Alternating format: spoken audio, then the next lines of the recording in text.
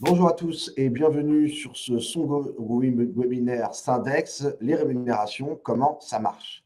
Aujourd'hui, on va regarder ensemble quels sont les effets individuels et collectifs des politiques de rémunération.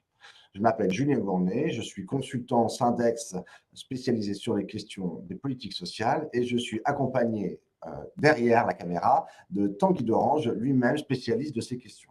Alors, pour laisser à tout le monde le temps de s'installer et de nous rejoindre, j'en profite pour vous rappeler que nous sommes aujourd'hui en campagne sur la politique de rémunération et je vous invite à nous retrouver sur les réseaux sociaux, Facebook, Twitter, LinkedIn. Vous retrouverez aussi ce webinaire ainsi que le premier webinaire que nous avons réalisé sur les politiques de rémunération en direct sur syndex.fr. Afin de permettre aussi d'éviter des effets d'embouteillage sur les questions, je vous invite à poser directement vos questions sur le chat où Tanguy en répondra en direct à l'ensemble de vos questions. À la fin, s'il reste des questions, on tentera d'y apporter des réponses aussi en direct avec Tanguy. Si vous avez des soucis de son sur cette vidéo-là, vous pouvez vous connecter directement. Vous avez reçu un lien ou en tout cas une méthode pour vous connecter avec vos téléphones. Je vous invite donc à retrouver, si vous le souhaitez, le premier webinaire qui sera disponible, ainsi que celui-ci, fin de semaine. Petite technique. Un petit rappel sur le webinaire que nous avons fait la semaine dernière sur comment se fabrique une politique de rémunération. Alors, nous avons discuté à ce moment-là de ce qui se passe en amont. Vous connaissez bien les augmentations, toute cette phase au milieu, les augmentations, les écarts de salaire, les primes, les bas salaires, qui sont ce que vous connaissez, ce que vous avez l'habitude de discuter avec vos directions. Mais il y a toute une phase en amont qui correspond aux constructions de politiques de rémunération. Et ça a été l'objet du premier webinaire que vous pouvez retrouver sur syndex.fr. Aujourd'hui, on va se concentrer sur notre deuxième webinaire. Un dernier petit point sur le premier, où on a eu l'occasion de discuter des objectifs des politiques de rémunération, mais aussi des marchés des rémunérations, ce qu'il est et comment il participe à la structuration de ces politiques. La question de la performance et de sa reconnaissance, évidemment les processus de gestion des rémunérations et la question de la prise en considération des marges économiques dans l'entreprise au moment où on met en place des politiques de rémunération dans les entreprises. Je vous invite donc à retrouver tout ça lors de notre premier webinaire disponible sur syndex.fr. Aujourd'hui, ce qui va nous intéresser, c'est non plus ce qui se passe avant ces phases d'échange, de discussion, de négociation avec vos entreprises, mais bien ce qui se joue après. L'idée, c'est que les politiques de rémunération et leur application ont des conséquences sur les salariés et sur les collectifs de salariés. On va regarder ensemble quelles sont ces conséquences. Quelques éléments que nous avons mis en avant et qu'on souhaite discuter avec vous aujourd'hui, c'est bien sûr les conséquences sur le pouvoir d'achat, que ce soit en question de gain de pouvoir d'achat ou à minima de maintien de pouvoir d'achat. Bien un élément majeur, d'autant plus aujourd'hui avec l'actualité du moment. Mais il y a d'autres sujets qui doivent être pris en considération quand on s'intéresse aux conséquences et aux effets de la mise en place de politiques de rémunération. C'est bien la question des inégalités salariales, comment les versements d'augmentation de primes ont contribué à la réduction des inégalités ou au contraire, malheureusement, ont accentué ces écarts et ces inégalités salariales. L'impact que peuvent avoir des politiques salariales sur la cohésion sociale, la cohésion d'équipe, et avec un renforcement potentiel de cette idée de chacun pour soi, qui est un sentiment qui peut être très fort en lien avec les politiques de rémunération mises en place dans les entreprises. Et enfin, bien sûr, un enjeu majeur que sont les conditions de travail, l'impact sur les évolutions des conditions de travail et la question finale de la santé au travail. Un élément d'introduction est bien sûr la question de l'individualisation des rémunérations. Cette individualisation des rémunérations, un phénomène qu'on retrouve de plus en plus fréquemment dans les entreprises, passe principalement par deux modalités. La première, que tout le monde connaît bien, c'est celle de l'augmentation individuelle. c'est-à-dire des augmentations dont on ne bénéficie pas forcément chaque année et dont certains ne bénéficient pas. C'est-à-dire qu'elles ne sont pas distribuées à l'ensemble du collectif, mais bien à certains individus de ce collectif. Elles sont attribuées sur des critères individuels qui sont liés soit à la performance, soit à des résultats et qui peuvent aussi avoir un caractère discrétionnaire. Le deuxième élément important et structurant de l'individualisation de la rémunération, ce sont les éléments de rémunération variable. Pour certains métiers, cette rémunération variable, elle est culturelle, elle est dans la construction de la politique de rémunération. Ce sont les primes de performance, les primes exceptionnelles, les bonus, les commissions, etc. Tous ces éléments qui sont variables, qui donc ne sont pas reproduits automatiquement chaque année. Une part de plus en plus importante de la rémunération variable est donnée à la rémunération variable par rapport à la rémunération fixe. Et c'est donc un phénomène d'individualisation forte des critères de rémunération variable qui accompagne cette tendance. Si on revient à nos items précédemment listés, notamment le premier, le pouvoir d'achat, il est bien en lien avec la question des augmentations individuelles, c'est-à-dire ces fameuses augmentations dont tout le monde ne bénéficie pas chaque année.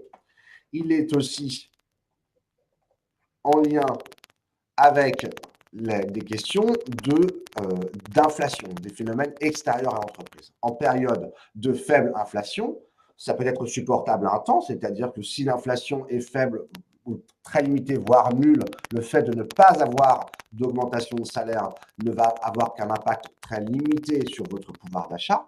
Néanmoins, si ce phénomène se reproduit chaque année, votre pouvoir d'achat va diminuer de façon de plus en plus sensible, surtout si, au-delà des augmentations individuelles, vous ne bénéficiez pas d'augmentation générale. Pendant combien de temps est-il acceptable donc de ne pas avoir d'augmentation? Voilà bien une question que tout le monde se pose à titre individuel et bien sûr aussi à titre collectif, puisque l'intérêt général des salariés participe à la question du pouvoir d'achat. Vous pouvez négocier un principe selon lequel chaque salarié doit bénéficier d'une augmentation individuelle au moins tous les X années pour garantir de préserver ce fameux pouvoir d'achat.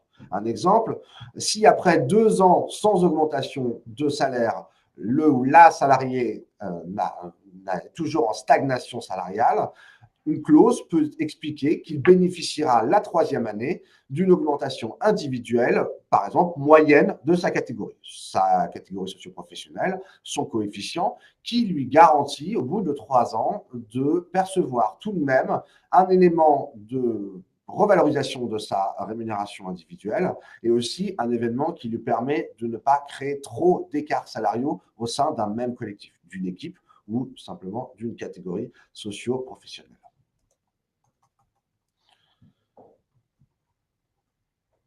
Alors, hop, petit problème technique. Le pouvoir d'achat sur les salariés qui ont donc peuvent de moins en moins prévoir combien ils gagneront d'une année à l'autre, à travers la question de l'individualisation de la rémunération. Leur capacité d'emprunt, elle est limitée à la part de rémunération fixe. Quand vous allez voir votre banquier, vous allez mettre en avant la rémunération certaine, la rémunération fixe. Vous aurez beau mettre en avant aussi le fait de bénéficier d'une part variable parfois conséquente, ce n'est pas cet élément-là qui sera prépondérant dans sa décision de vous accorder un crédit ou non.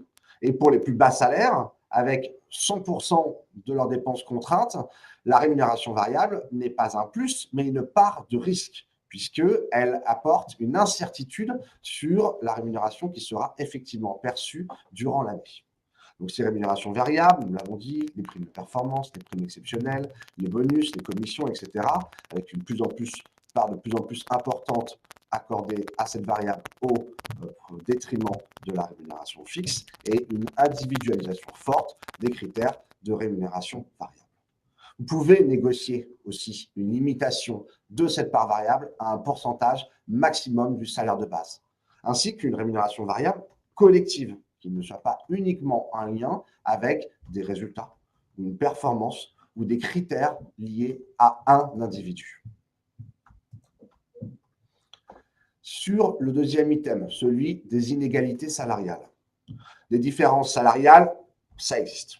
Il y en a partout. Et toutes ne sont pas des inégalités. On parlera d'inégalités lorsque ces différences seront considérées comme injustifiées ou abusives. Injustifiées quand il s'agit par exemple d'écarts de rémunération, de salaire variable, de primes, d'avantages en nature, qui ne se justifient pas par un travail différent ou par un travail de valeur différente.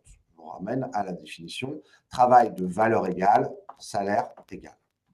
La différence de coefficient, par exemple, définit bien un travail de valeur différente. Cette notion d'écart de salaire injustifié a des conséquences sur les individus et sur les collectifs. Elle va générer des sentiments d'injustice, puisqu'on ne sait pas expliquer pourquoi mon voisin a une rémunération supérieure à la mienne, les sentiments de jalousie, qui sont peu propices au travail d'équipe, mais aussi une insécurisation juridique pour l'employeur, qui doit, lui, être toujours en mesure de justifier tous les écarts salariaux. C'est le principe du renversement de la charge de la preuve.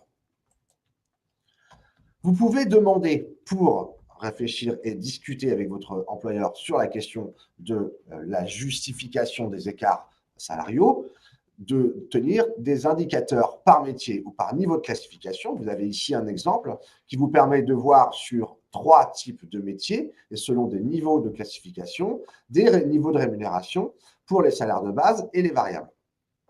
Et votre expert peut évidemment obtenir dans le cadre de ses missions des bases de données individuelles qui sont issues des systèmes de paye, ce qui fait un apport majeur de l'expert puisque c'est une de ses prérogatives. Et avec lui, vous pourrez construire des indicateurs dont vous avez besoin pour réfléchir à la notion de justification des écarts de salaire. La deuxième notion, celle de l'écart abusif. Il s'agit d'un écart de rémunération qui est abusif de manière souvent subjective. Quand on parle du mot abusif, quel sens donne-t-on à ce mot?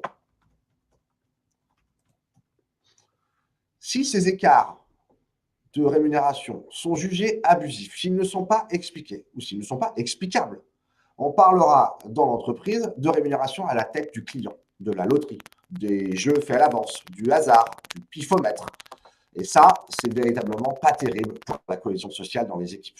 Et ça rejoint des sentiments possibles qu'on a abordés juste avant, sentiments d'injustice, sentiments d'inéquité, et du coup, quelle contribution je souhaite continuer à fournir à mon entreprise.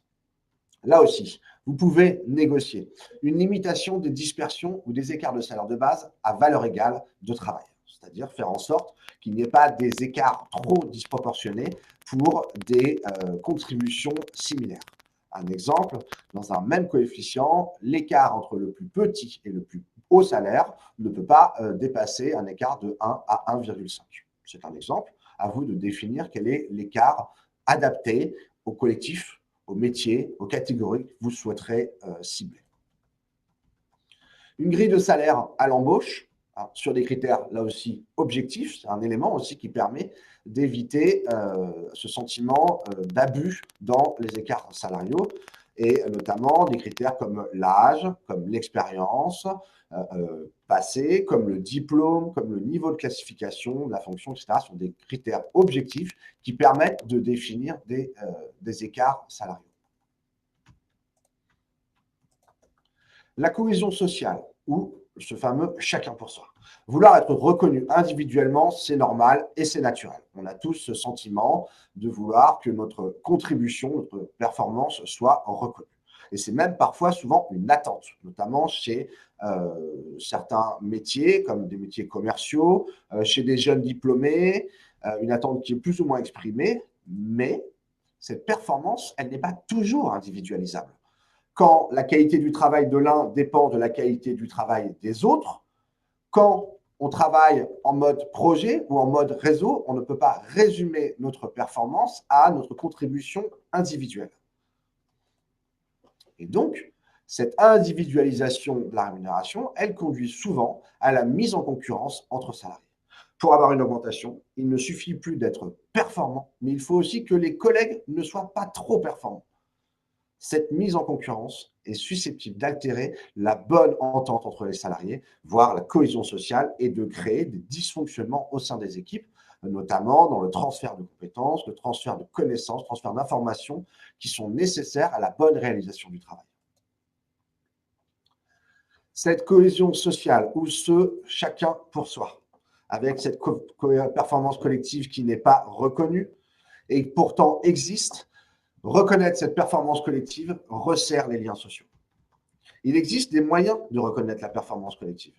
L'accord d'intéressement, selon des critères négociés, est une forme de reconnaissance d'une performance collective, pas toujours individualisable. Ce que vous pouvez faire, recueillir les témoignages, les vécus, les ressentis des salariés, quelque chose que vous faites très bien sur le terrain. Vous appuyez sur ce que disent les salariés, ne peut qu'étayer, renforcer votre avis lors de la consultation sur la politique sociale, et aussi vos arguments lors des négociations sur les salaires. Vous pouvez notamment faire réaliser des enquêtes auprès des salariés. Certaines fédérations, ou même des confédérations syndicales, proposent ce service à leurs équipes. Syndex propose aussi ce type d'enquête sur des missions SSCT ou sur des missions contractuelles, ce qui permet d'objectiver, de renforcer, d'étayer, de confirmer des ressentis et de pouvoir présenter des éléments concrets à votre direction lors des discussions de la politique sociale, mais aussi lors des échanges et des négociations sur la politique salariale. La mise en place, la modification d'un système de rémunération variable peut aussi faire l'objet d'une mission légale SSCT. Ces missions SSCT prévoient des enquêtes terrain pour recueillir auprès des salariés les effets individuels et collectifs qu'ils constatent et surtout qu'ils ressentent.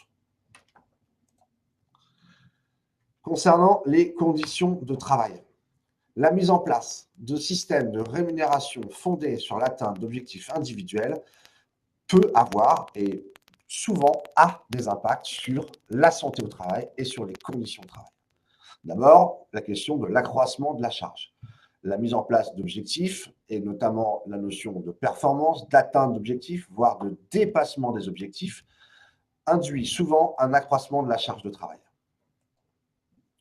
Elle induit aussi une intensification de la charge de travail. Il faut travailler plus vite, il faut travailler mieux, il faut optimiser le temps pour gagner en productivité. Ces éléments-là ont un impact reconnu, concret sur la santé au travail et sur les conditions de travail des salariés. La mise en concurrence des salariés crée des tensions relationnelles.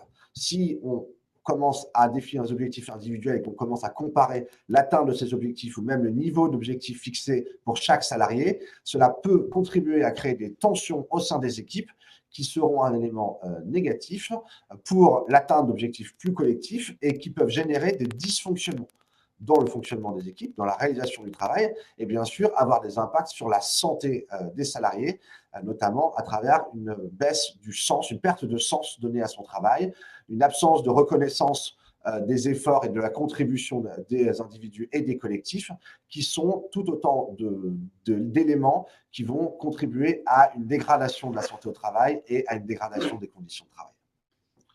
Ce sentiment d'inéquité, si les objectifs n'ont pas été clairement définis, si les objectifs ne sont pas atteignables, produire 100 pièces une année alors que chaque année on sait qu'on est sur une production d'environ 20 pièces, est un objectif qui peut être apparu comme inatteignable et donc va générer une insatisfaction chez les salariés en plus d'un risque d'intensification, de densification du travail, d'accroissement de la charge avec des risques sur la santé. On pense notamment à tout ce qui sont troubles musculo-squelettiques, risques psychosociaux, accroissement des risques d'accidents de travail.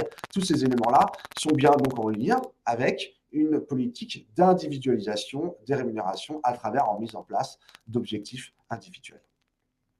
Et enfin, un risque de débordement de la vie professionnelle sur la vie personnelle avec le téléphone portable et la disponibilité continuelle, la mise en place non correctement cadrée du télétravail, le travail le week-end, le travail le soir, qui sont des éléments qui font déborder la vie professionnelle sur la vie personnelle, avec là aussi des impacts sur la santé des travailleurs, des impacts sur la qualité de vie au travail et des impacts sur ce fameux équilibre entre vie privée et vie professionnelle.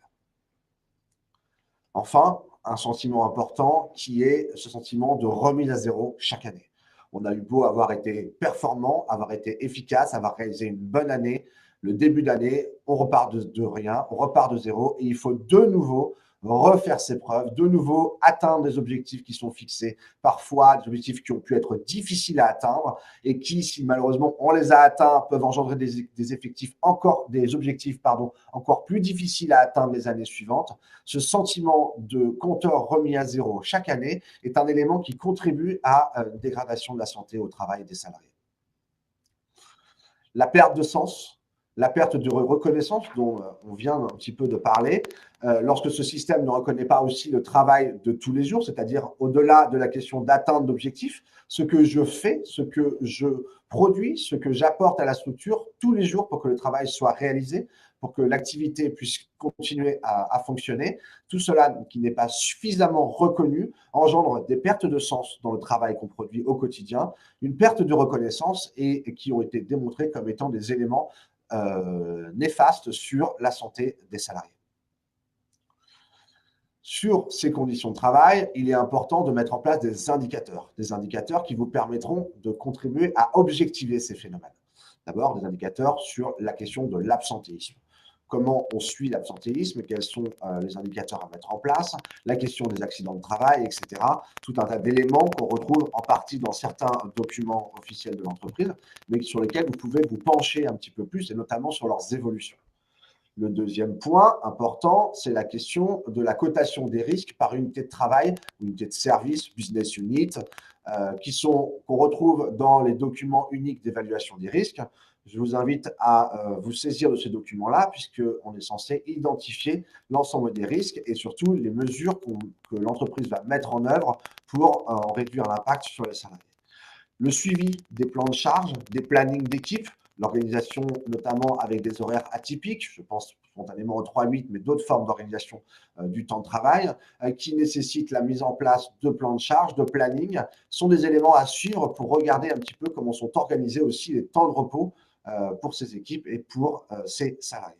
Et enfin, la question du suivi des objectifs annuels qui sont donnés aux équipes et aux individus sont des indicateurs sur lesquels vous êtes tout à fait légitime pour vous pencher et apporter votre regard critique et contribuer à ce qu'ils aient un impact minime, voire un impact positif sur la santé des travailleurs et sur l'amélioration de leurs conditions de travail. Un exemple, pour des populations commerciales de terrain, l'atteinte des objectifs peut nécessiter plus de déplacements et donc une augmentation du risque routier, du risque d'accident en voiture sur la route. Pour ce qui les concerne, vous pouvez alors demander de savoir combien de kilomètres ont été réalisés chaque année, quels temps sont passés en déplacement et surtout quelles mesures de prévention met en œuvre la direction pour limiter les impacts négatifs et même pour améliorer les conditions de travail de ces salariés-là. Ce que vous pouvez continuer à faire sur la question des conditions de travail, c'est un thème qui est prévu dans la consultation sur la politique sociale. Donc, l'impact des systèmes de rémunération sur les conditions de travail a toute sa place dans l'avis que vous rendrez sur la politique sociale. Lors de l'avis rendu sur le rapport et sur le programme annuel de prévention, le comité peut aussi proposer un ordre de priorité des mesures et des mesures supplémentaires.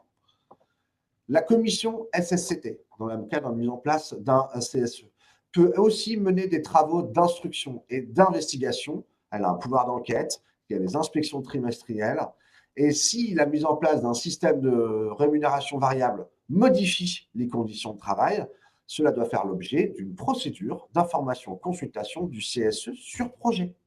Ce n'est pas quelque chose qu'on peut faire dans son coin ou simplement les directions ne peuvent pas prétexter que cela ne changera rien aux conditions de travail des salariés. Les entretiens annuels. Vous pouvez aussi en demander un bilan. Dans quelle mesure les objectifs ont-ils été atteints? Quels objectifs ont été atteints? Quels sont ceux qui ne l'ont pas été? Comment la direction explique cette situation? Un bilan détaillé par équipe, par service. Qu'est-ce que les salariés ont fait comme retour à leur manager lors de cet entretien annuel? Comment ces retours sont transférés aux équipes RH? Comment les managers vont prendre en considération ces retours pour une réflexion plus générale sur leur management et bien sûr sur notre sujet qui nous intéresse aujourd'hui, la question des politiques de rémunération. Tous ces éléments sont absolument importants puisque quand on interroge les salariés, on se rend compte que les entretiens d'évaluation sont un moment de forte tension avec le manager, notamment s'il n'y a pas eu des phases régulières d'échanges plus informels au cours de l'année, et notamment si les objectifs qui ont été fixés ne sont pas mesurables, atteignables et clairement connus en début d'année. Il y a donc là un enjeu de comprendre comment sont mis en place ces entretiens et comment surtout les objectifs pour les salariés sont définis. En conclusion de ce deuxième webinaire sur les effets des politiques de rémunération, il est important pour vous de comprendre que le CSE et le CE sont des instances qui doivent être informées et consultées sur la politique sociale, mais aussi sur la situation économique et financière et sur les orientations stratégiques. Et c'est la combinaison de l'approche économique et de l'approche sociale qui va vous permettre d'identifier les marges de manœuvre dans votre entreprise nécessaires à votre réflexion et à votre construction de vos revendications sur la question de la politique de rémunération.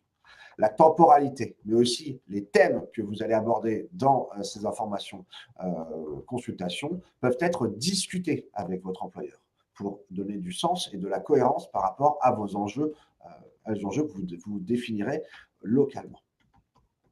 Dans ce cadre, le CSE a accès à un certain nombre d'informations qui sont normalement, quand elles fonctionnent et qu'elles existent, intégrées dans les bases de données économiques et sociales. Le contenu, l'architecture de cette base de données économiques et sociales et tout un tas d'éléments autour de son accessibilité, des formats, de ce qu'on peut en faire, sont des éléments qui doivent être aussi négociés avec les partenaires sociaux. L'avis des élus portant sur la politique sociale peut enfin être transmis à la directe. Et ça, c'est quelque chose d'assez important, peut-être qui n'est pas suffisamment mis en œuvre dans les entreprises. Le CSE, le CE a la possibilité aussi de recourir à des expertises. L'expert peut intervenir sur les 3 temps de la consultation. Sur la politique sociale, ça vous permet d'accéder à des informations complémentaires puisque nous bénéficions d'un accès à toutes les informations, dont certaines confidentielles, comme des bases de données individuelles, de rémunération, de caractéristiques sociales des salariés, qui nous permettent d'effectuer des analyses ciblées et approfondies en lien avec les problématiques ou les questionnements que vous aurez pu identifier. Ça nous permet aussi, l'expertise sur la politique sociale, de réaliser un diagnostic de la politique sociale, de caractériser des situations sociales vécues dans l'entreprise, de mesurer les effets des politiques menées. On parle aujourd'hui principalement de la politique de rémunération, mais il y a d'autres formes de politique, le recrutement, la formation, la mobilité, tous ces autres éléments-là. L'expert peut aller décortiquer ces politiques et en définir la pertinence, émettre des critiques sur ces différents éléments-là et proposer des pistes d'amélioration que les partenaires sociaux pourront se saisir s'ils le souhaitent dans leur discussion avec leur employeur. Et enfin, le recours à l'expert permet d'être accompagné pour construire un avis structuré, raisonné sur la politique sociale et émettre des vœux d'amélioration de cette fameuse politique. L'expert permet aussi d'objectiver à partir d'éléments précis que vous retrouvez dans notre diagnostic la question des risques qui peuvent peser sur les salariés et sur les collectifs et éventuellement mettre en place, justifier la mise en place d'une expertise SSCT sur risques graves. L'important, c'est que, au-delà de tout ce que l'expert peut vous apporter, en quoi nous pouvons contribuer à vous aider à améliorer votre dialogue social et à mieux comprendre le fonctionnement et les politiques qui sont mises en place dans vos entreprises et donc, comme on vient de le voir, les conséquences qu'elles peuvent avoir sur les collectifs et les individus, c'est de comprendre que cet accompagnement, il est à la charge de la direction. Ce n'est pas un coût pour les CSE et pour les comités d'entreprise. Cette information obtenue par le CSE et qui va contribuer à alimenter les organisations syndicales dans le cadre de leurs négociations obligatoires, puisque l'idée étant de permettre aux organisations syndicales de bénéficier de l'ensemble des informations et des avis qui ont pu être collectés, glanés, construits lors des procédures d'information-consultation, pour alimenter les négociateurs dans la construction de leurs revendications, de la construction de leur argumentation et de leur contre-argumentation pour mettre en avant ce qui me semble extrêmement important, c'est la préservation de l'intérêt général des salariés, l'amélioration des conditions de travail et la préservation de la santé des salariés. Et tous ces éléments que vous collecterez, que vous glanerez, que ce soit à travers vos échanges, à travers les informations transmises dans la BDES ou les débats, discussions que vous aurez avec votre direction et bien entendu à travers les expertises faites par votre expert, sont des éléments essentiels pour alimenter les négociateurs et leur permettre d'arriver à la table des négociations avec tous les éléments pour avoir un débat peut-être pas à niveau égal, peut-être pas en équité complète, mais en tout cas de rééquilibrer l'écart avec l'employeur.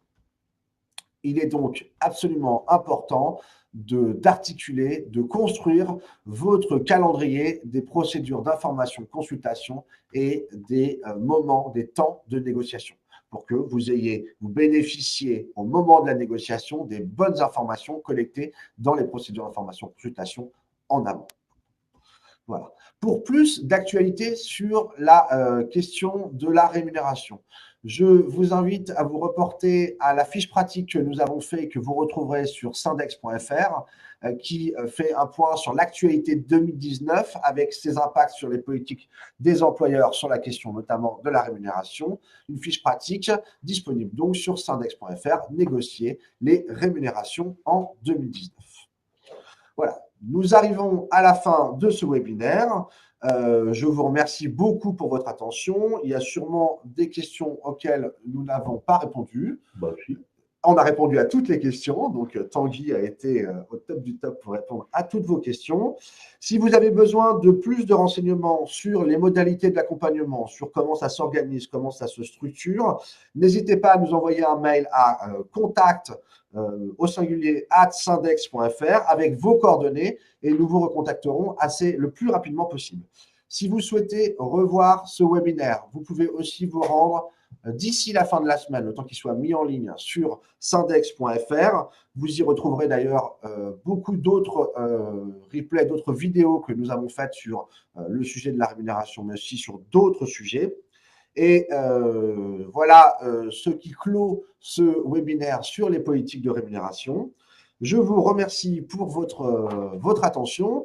Je me permets de vous montrer aussi notre petite cocotte que nous avons réalisée sur les politiques de rémunération, au-delà du côté ludique de la question du ma rémunération, mon augmentation est-elle un jeu de hasard, est-elle fait au doigt mouillé? Vous avez ici une petite cocotte, vous voyez, hop, on l'ouvre. On obtient la rémunération qu'on nous donne notre employeur. Ici, 0%, mais une prime de 200 €, tu as déjà été payé au-dessus du prix du marché. Au-delà du côté ludique, vous retrouvez aussi un petit conseil Syndex pour vous aider à argumenter ou contre-argumenter sur une réponse qui pouvait être donnée par votre direction. Voilà, je vous remercie de votre attention. Je vous souhaite une bonne journée et puis peut-être à bientôt pour une autre expérience sur Internet.